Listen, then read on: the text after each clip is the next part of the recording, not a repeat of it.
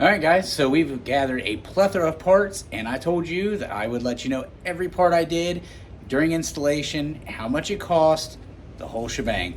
So here we go.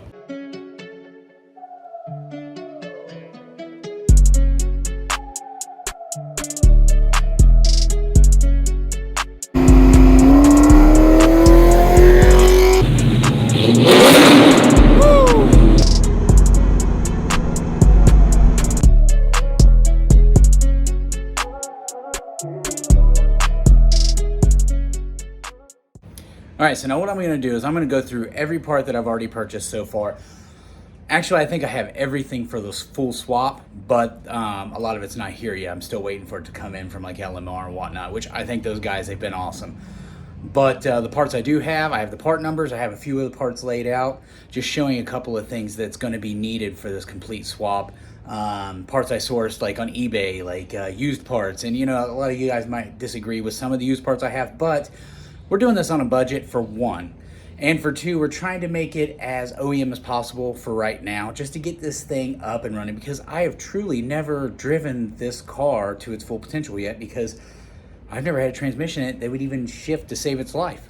So now I'm gonna get this in here. I wanna see how this thing actually runs and drives. We can do upgraded parts later down the road, but for right now, I'm doing it for drivability.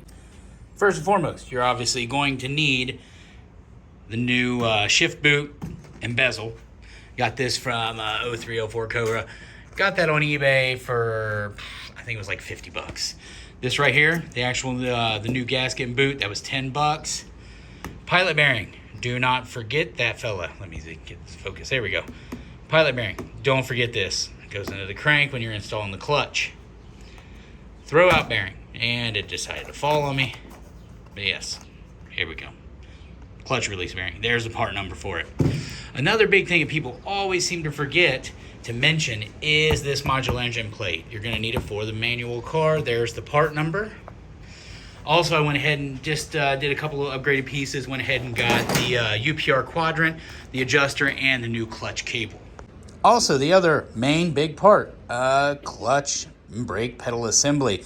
Got this from an 03 Cobra, and I'll go over all the prices I paid for this. I actually got this for a steal. These are usually about 250 bucks. I paid $86 for this shipped. T5 yoke, or I'm sorry, T5, T45, C6, blah, blah, blah. 31 spline yoke for the transmission. We got that, it was like 37 bucks shipped. eBay thing. Now what's nice, especially on that yoke, is I have a hardened AODE 4R70 yoke in the car. I'm going to be removing that off that aluminum drive shaft and selling that for the cost of what I paid for most of these parts already. Now the big parts, not one but two T45 transmissions. Now I did trade my drag wheel setup for these, just for the simple fact that I'm not going to be using it right now, and also I needed these as fast as possible, and that seemed to work in my favor. Also, the tail shafts for the swap as well. This right here has OSS, which is your digital speed cable, where this transmission right here has the speed gear. You can always tell because it's off at a slant, where it's driven on a cable. It's a VSS, not an OSS. So the tail shaft on this one's got to be swapped out. Now I want to go ahead and reiterate on something I just put on. I'm doing a final edit on this video and notice that my terminology and whatnot on the tail shaft housings was not correct. Now on these, what it is I noticed on the way I was looking it up, the speed sensor for VSS on anything from 96 to 98, you can tell on the tail shaft housing is at a slant, to where the OSS is what they call it now, which is it's a tone ring. Instead of a gear-driven system to read the speed of the tail shaft on the housing. So what I'm going to do is I'm going to be swapping the tail shaft housings on there. Now I'm going to reiterate on that a little bit as well, just to show you. As you can see, the spot for this speed sensor is straight in. You can notice by this rib right here in the casing, okay? And it's going to read this very tone ring right here. So it's going to read that. And people are wondering, well, why don't you use this transmission? This is why. This bearing is shot right here. There's some surface rust built up here. I want to go through this transmission and make sure it's good. This one's still together. Everything moves freely. Everything looks great inside. But as you can see, this speed sensor is at a slant. And what that means is it's gear driven. So from the 96 to 98 T45s, that's what this is right here. It's from a 96, and I can get that from the tag here. This 1381001 is a GT F6ZR 7003AC revision. Lets me know is from a 96 GT. Now this one right here, I looked up everything on it. It's from a 99 Cobra. So what I'm going to do is, like I said, I'm going to tear into this one and work on it as this one's going. But I will be swapping out this tail housing, and I'm also going to be swapping out this tone ring here for the gear-driven setup that's in this one. Now, here are those questionable parts I figured a lot of you would moan and gripe about. My car is a Windsor. It's a Windsor-based engine, so it's an 8-bolt flywheel. A little tougher to come by because it's 99 to 01 kind of deal, whatever. But I found a clutch and pressure plate and flywheel setup with 37,000 miles on them for a 99 to 01 Cobra. Now, the advantages to that is an 11-inch friction surface where the GT models are a 10.5-inch. So it'll have a little more clamping force area. And like I said, I know that a lot of people are going to be like, why are you using used parts, especially for a clutch, flywheel, pressure plate? For one, it was dirt cheap. 37,000 miles on the parts, and I got them for $65 shipped to my door. So you can't even buy the flywheel for that. Now, I did order all new Ford flywheel and pressure plate bolts, dowel pins, everything. So we're gonna go through it now. I'll take the flywheel, resurface it, and then make sure the pressure plate and everything's good on there, which, like I said, it's just dusty. But other than that, even the clutch disc, I'm going to mic it. I'm going to see exactly where it's at compared to where it should be. Worst come to worst, I might replace one or two of those parts. But to be honest with you, for the price I have in it, it's a steal. I couldn't pass it up, really. Now, the rest of the parts aren't here yet. Obviously, they're coming from LMR. And what I've got is the Ford Racing clutch fork. I got that. I've also got, what was it? I mentioned the hardware for the the flywheel and for the pressure plate. I also opted for the Steeda Triax shifter, which I've always wanted one of those. I think they're cool. And then I went with the bullet style aluminum shift ball. So I'm going to try to keep it period correct, but also I just think they look awesome. Also, what's nice is I have the wiring harness for the transmission that actually came with it. I ran the numbers on it, and it come from a 99. Mine's a 2000. So 99 and 2000 had that weird transition year for the transmission harnesses. So repinning is a little, or actually it may need some repinning for 01 to 04, because in 01 or mid 01 they went to the 3650 transmission from the T45s. And I granted, a lot of people are like, oh, why do you go with the 3650? Because it wasn't exactly available for what I had to offer right at that moment. I mean, later down the road, okay, cool. But generally, the 3650 and the T45 seem to have the same common issues, and that's a synchro issue.